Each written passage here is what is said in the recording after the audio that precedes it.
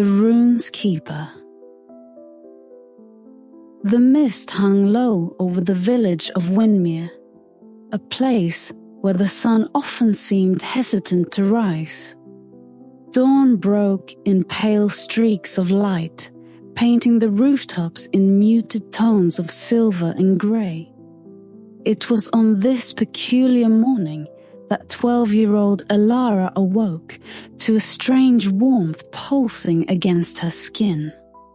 Groggy with sleep, she pushed back her covers and froze, her breath caught in her throat.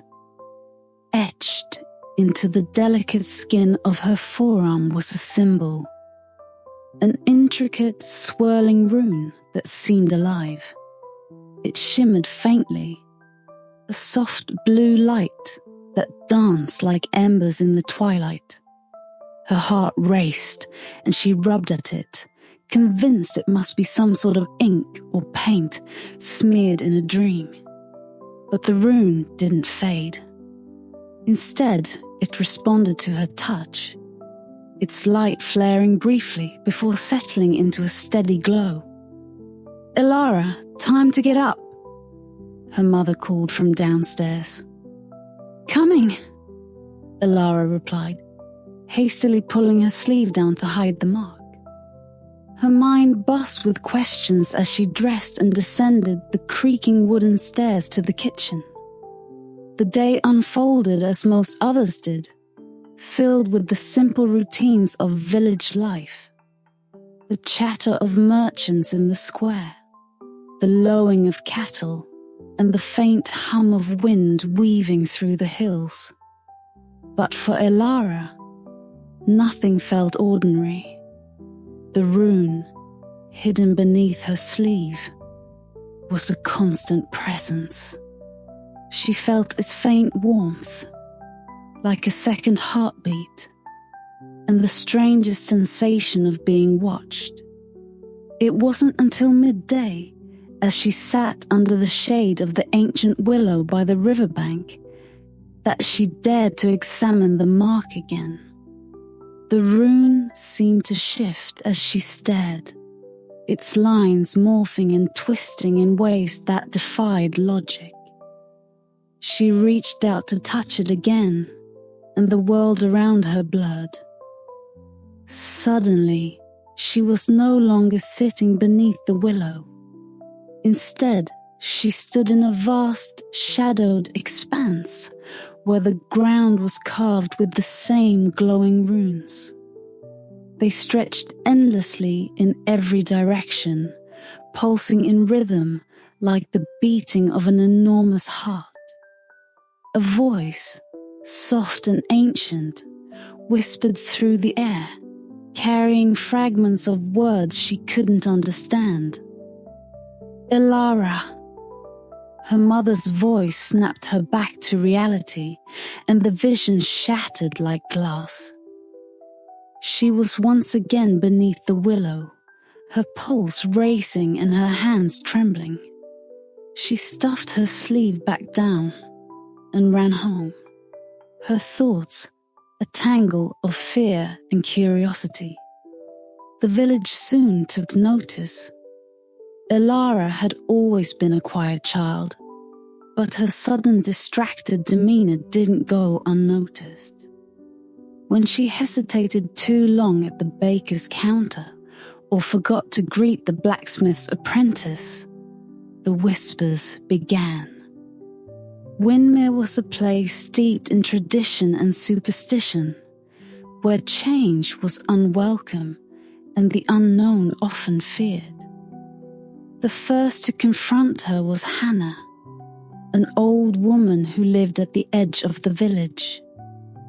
She caught sight of the faint glow peeking from beneath Elara's sleeve one evening and gasped. "Child, what is that on your arm?" she demanded, grabbing Elara's wrist with surprising strength. "It's nothing," Elara stammered, but Hannah's sharp eyes narrowed. "The mark," the old woman hissed, stepping back as if burned. "The rune's keeper. It's true then. The stories were true. Her words spread like wildfire. By nightfall, the entire village buzzed with speculation. Some called it a blessing, others a curse. When Elara's parents learned of it, they tried to wash the rune away with soap and water, then scrubbed harder with lye until Elara cried out in pain. But the mark remained, defiant and unyielding. By the end of the week, the whispers turned to fear. Crops began to wither inexplicably, and a fierce storm rolled through the valley, tearing at the rooftops and filling the riverbanks to overflowing. Though such events weren't uncommon, the villagers blamed the strange mark on Elara's arm. They shunned her, stepping away when she passed, their eyes wide with suspicion. It was Sarah, the village elder, who finally intervened. On a moonless night, she arrived at Elara's doorstep, her cloak heavy with rain and her gnarled staff tapping against the wooden floor. She studied Elara for a long moment, her dark eyes unreadable. "This mark," she said, her voice like the rustle of leaves, "is not a curse. It is a calling." Elara stared at her, wide-eyed. "What does it mean?" she asked, her voice trembling. Saira's gaze softened, though her expression remained grave. "It means the stories are not just tales. You are the rune's keeper, child, and the balance of light and shadow now rests in your hands." With those words, the room seemed to darken, as if the world itself held its breath. Elara felt the weight of the elder's words settle over her, heavier than anything she had ever known. Deep inside, the rune stirred, and for the first time, Elara understood that her life would never again be the same. The nights in Windmere grew darker after Saira's revelation. The stars seemed to retreat from the heavens, leaving the village beneath a heavy, oppressive sky. Elara had barely slept since that moonless night, her thoughts churning with the elder's cryptic words. "You are the rune's keeper.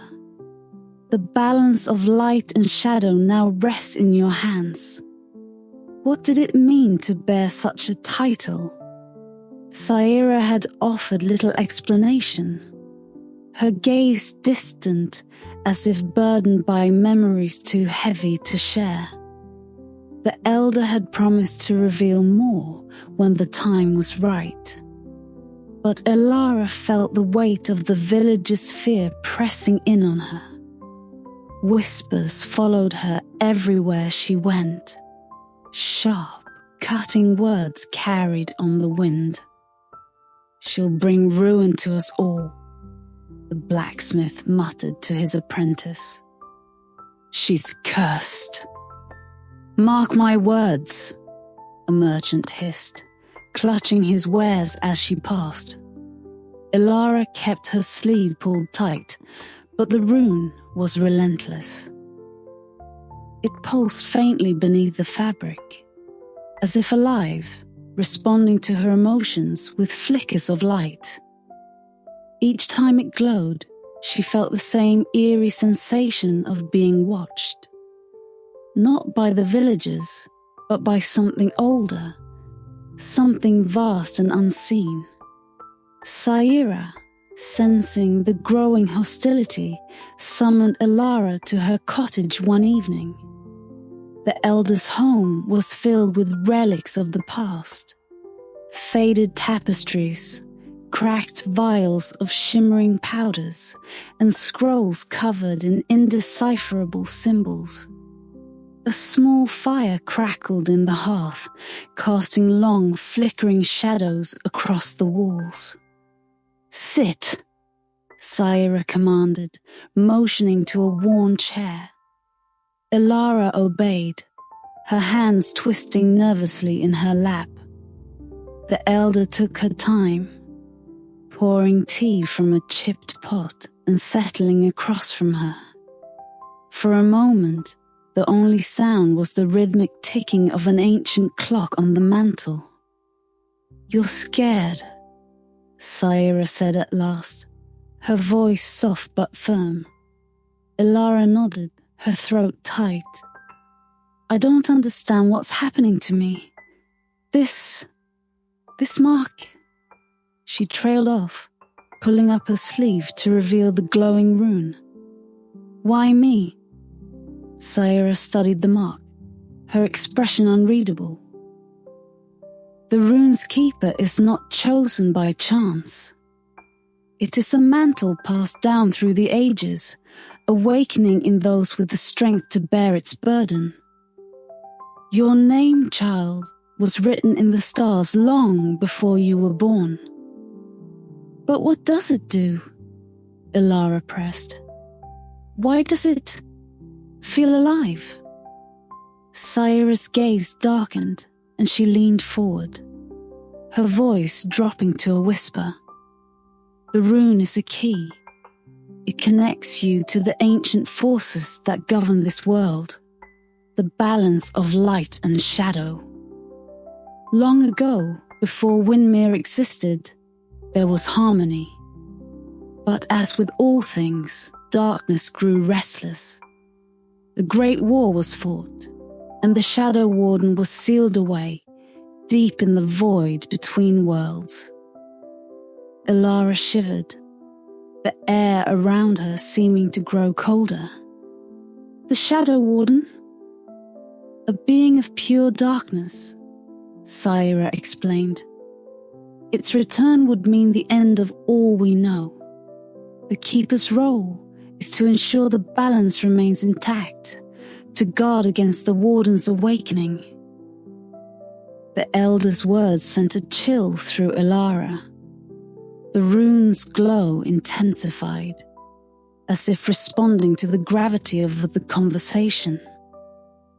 "But why now?" she asked.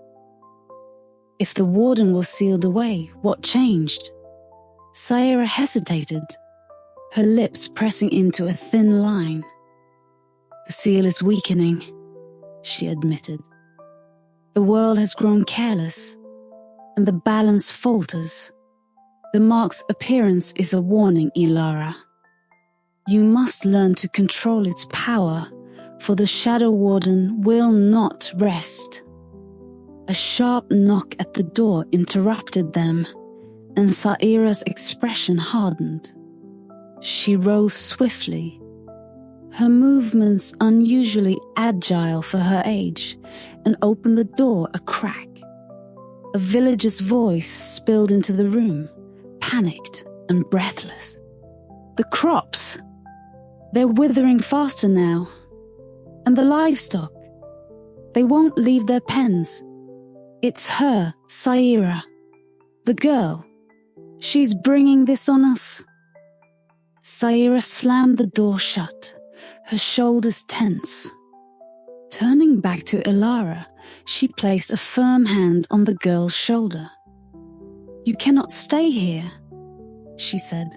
"The villagers' fear will only grow, and fear's a dangerous thing." Ilara's heart sank. "But where will I go?" "There is a place," Saira said. "A sanctuary deep in the forest, hidden from those who would harm you.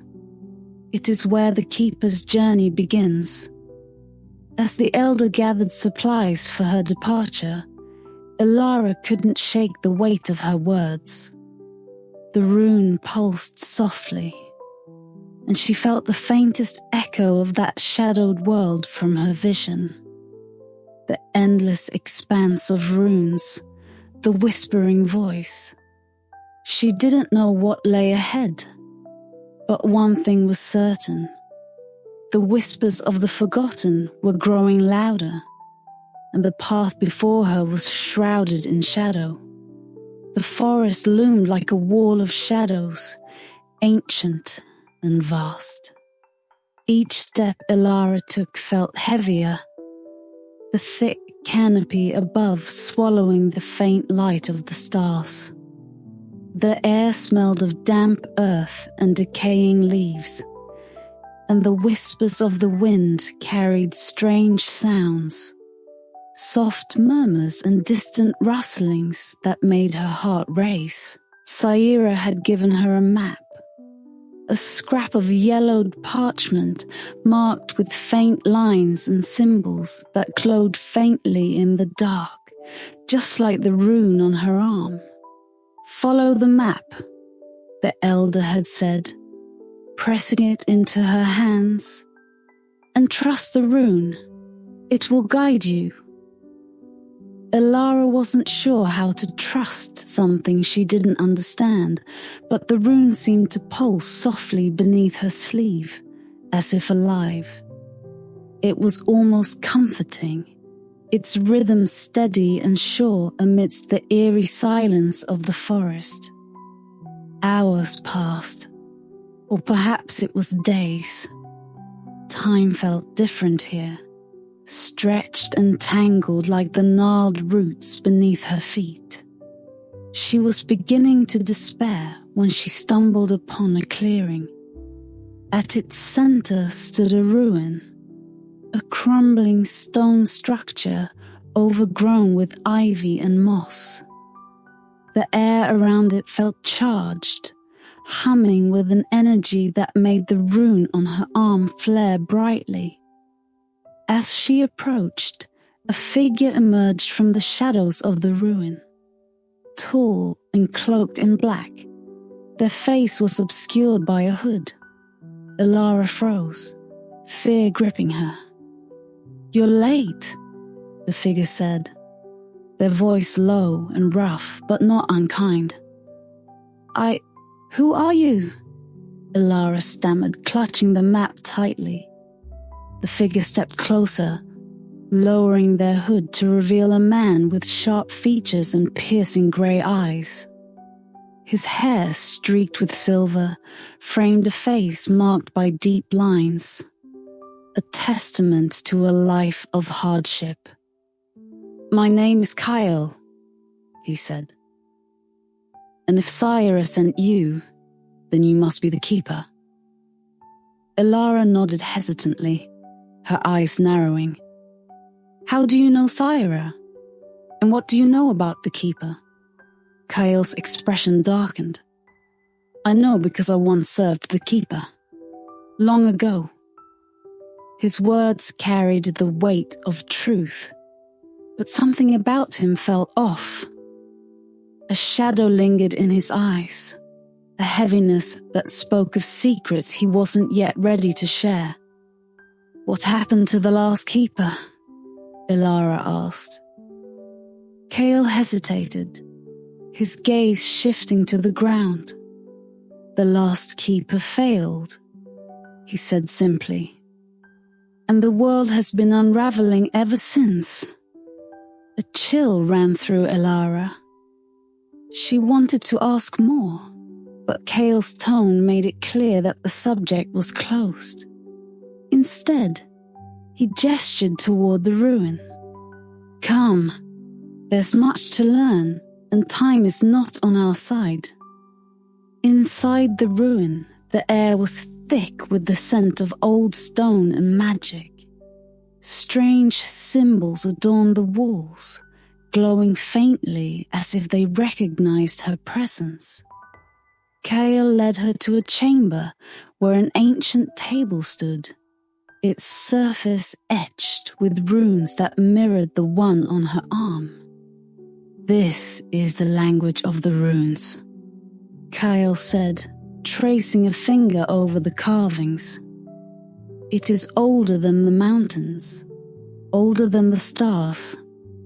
It binds the world together, light and shadow in perfect harmony. The keeper's role is to maintain that balance."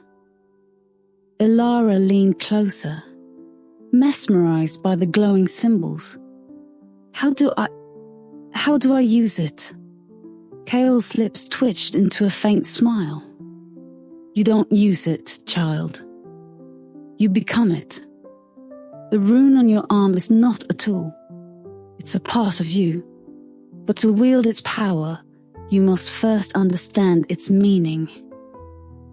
He began to teach her, his methods harsh but effective. Days turned into weeks as Kale pushed her to the limits of her strength and patience. He showed her how to channel the rune's energy, how to listen to its whispers and decipher the ancient symbols. Slowly, Elara began to understand the delicate balance it represented. But Kale's shadowed past loomed over their lessons. Sometimes she caught him staring into the distance, his expression haunted. Once she heard him mutter a name, Arelis, in his sleep. When she asked him about it, he only shook his head, his jaw tight with unspoken grief. One night, as they trained beneath the light of a crescent moon, Kale finally revealed part of his secret. I served the Shadow Warden once, he admitted, his voice heavy with regret. I thought I could control its power, bend it to my will. But I was wrong. It consumed everything I cared about. Elara's breath caught in her throat. Why would Saira trust you to train me knowing that? Kaishal met her gaze, his eyes burning with intensity. Because redemption is all I have left, and because you'll need me when the Shadow Warden returns. The forest seemed to shudder at his words, and the rune on Elara's arm flared brighter than ever, as if warning her of the darkness that lay ahead. She didn't know if she could trust Kyle, but one thing was clear. The ancient enemy was stirring, and her time was running out. The shadows deepened as the days wore on, stretching longer and darker than Elara thought possible. The forest seemed to sense the approaching storm. Its trees whispered in languages older than words, their branches bending under an unseen weight. Though Kale never spoke of fear, Elara noticed the tension in his movements, a stiffness in his shoulders, a hesitation in his gaze. The air itself seemed to vibrate, heavy with an invisible charge. It's waking, Kyle said one evening, as they stood at the edge of the clearing. The moon hung low, its light fractured by the thick canopy above. The Shadow Warden knows the Keeper has awakened. It will come for you soon. Elara clenched her fists, the rune on her arm flickering in response to her unease. Then we have to stop it. You've trained me for weeks, Kyle. Isn't that what this has all been for? Kyle turned to her, his grey eyes sharp and haunted. Power alone won't defeat the Warden. You're not just fighting a being, Elara. You're facing a force, a hunger that has existed since the first breath of light. The rune isn't a weapon, it's a bridge. To defeat the Warden, you must understand the balance it seeks to destroy. His words unsettled her. The idea of wielding the rune as a bridge rather than a shield was both strange and terrifying. Yet she couldn't deny the pull she felt deep inside, as if the rune itself were whispering secrets she couldn't quite grasp. That night, the first of the Warden's minions arrived. Elara had been sitting by the fire, Kale's cryptic words circling endlessly in her mind when the flames suddenly dimmed. A cold wind swept through the clearing, extinguishing the fire entirely.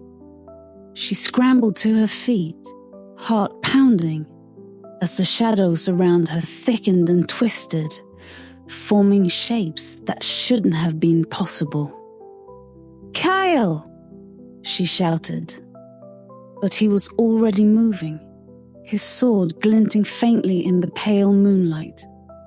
The shapes solidified into creatures of shadow, twisted, grotesque forms with glowing red eyes. They moved silently, their limbs elongating unnaturally as they advanced. Kyle charged forward, his blade slicing through the nearest creature. But Elara quickly realized the shadows reformed almost instantly. "Elara!" Kyle barked, his voice cutting through the chaos. "The rune! Use it!" She hesitated, her fear clawing at her resolve. But as the nearest shadow lunged at her, the rune fled to life, casting a brilliant blue light that made the creatures recoil. Elara raised her arm instinctively, and the rune's glow intensified, forming a barrier that held the shadows at bay. "Good!" Kyle shouted. "Now focus! Command the light!" Elara closed her eyes, forcing herself to breathe through the panic. The rune pulsed, its rhythm aligning with her heartbeat. She felt its energy surge through her, not as a separate force, but as an extension of herself. When she opened her eyes, the shadow creatures hesitated, their red gaze locked on her glowing arm. The rune shifted, its patterns morphed and rearranged, and a single word burned itself into her mind: Bind. Without thinking, she raised her hand and spoke the word aloud. The light from the rune exploded outward, searing the shadows and rooting them to the ground. The creatures writhed but could not escape, their forms dissolving into wisps of smoke. When the clearing was silent once more, Elara sank to her knees, her chest heaving. The rune dimmed, its warmth receding like a tide. Kyle approached her cautiously, his sword still in hand. "You did well," he said, though his expression remained grim. "What were those things?" she asked, her voice shaking. "The Warden's scouts," Kyle replied. "It's testing you, probing your strength. But this was only the beginning. It knows where you are now." Elara stared at him, her stomach twisting. "Then what do we do?" Kale's gaze hardened. "We move. The Warden won't wait long to strike again, and next time, it won't send scouts. It will come itself." They left the clearing that night, the forest closing in behind them as if erasing their presence. The journey was grueling, each step weighed down by the knowledge that the Warden's eyes were on them. As they traveled, Elara's visions grew stronger. She began to see fragments of the shadowed realm from her dreams, the endless expanse of glowing runes, the oppressive darkness that pressed against them. But now she also saw glimpses of the Warden, a vast, amorphous figure with eyes like burning coals, its presence so immense it seemed to blot out the very fabric of existence. The rune responded to these visions, its light flickering erratically, as if sensing the Warden's proximity. Kyle noticed her growing unease but said nothing. his focus fixed on reaching the next sanctuary. Finally, as dawn broke over the horizon, they emerged from the forest into a barren valley.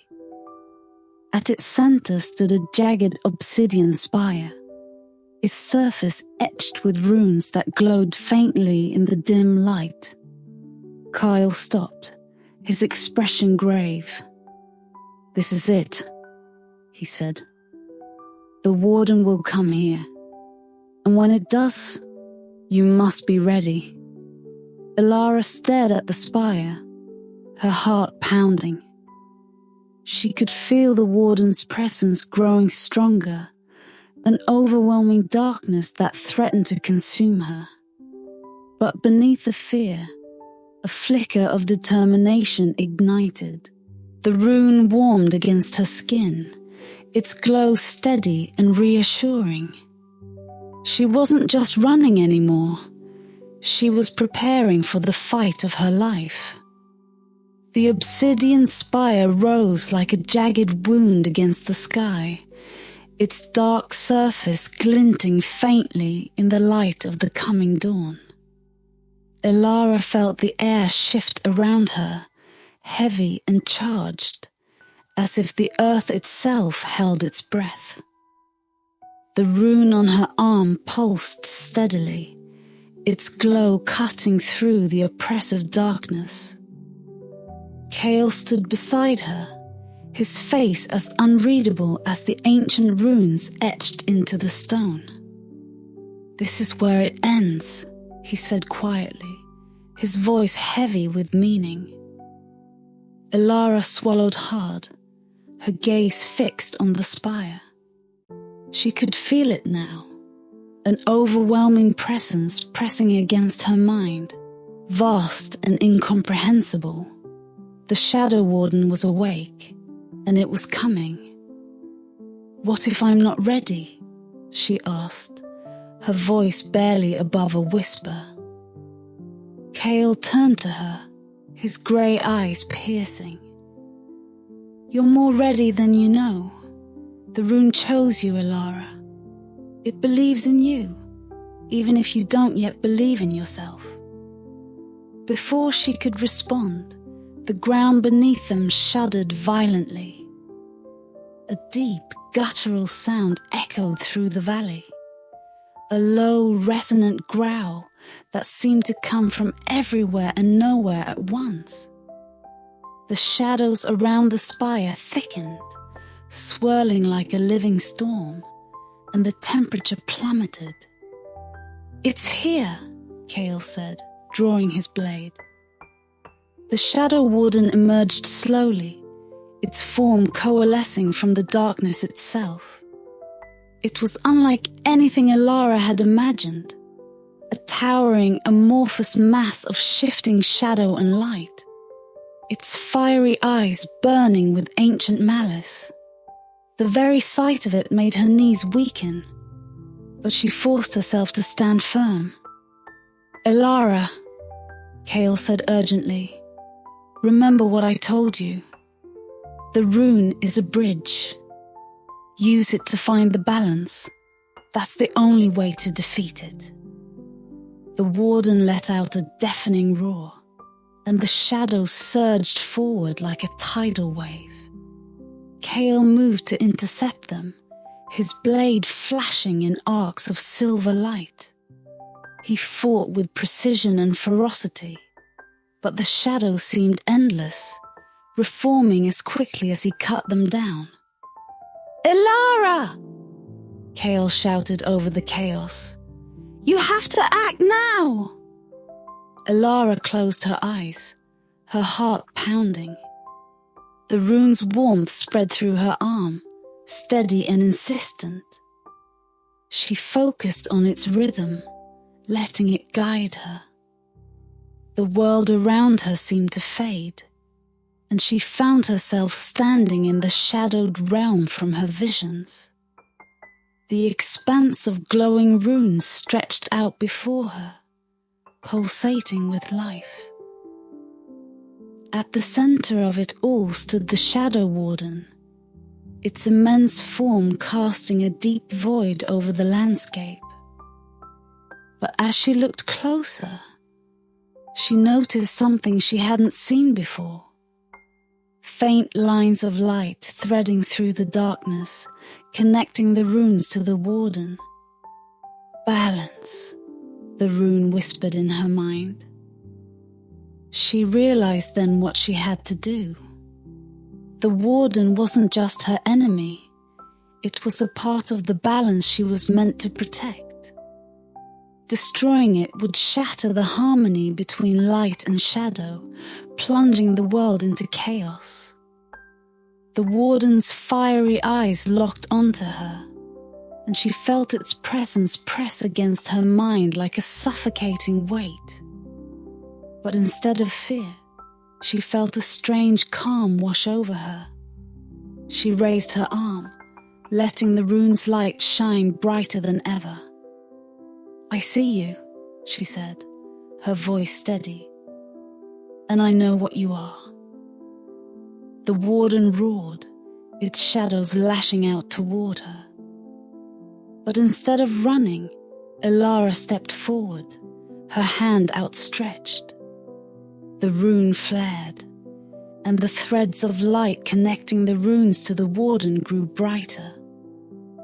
"Balance," she whispered, the word resonating through the shadowed realm. The warden froze, its fiery eyes flickering. The shadows around it began to unravel, and for a moment, Elara saw the being beneath the darkness.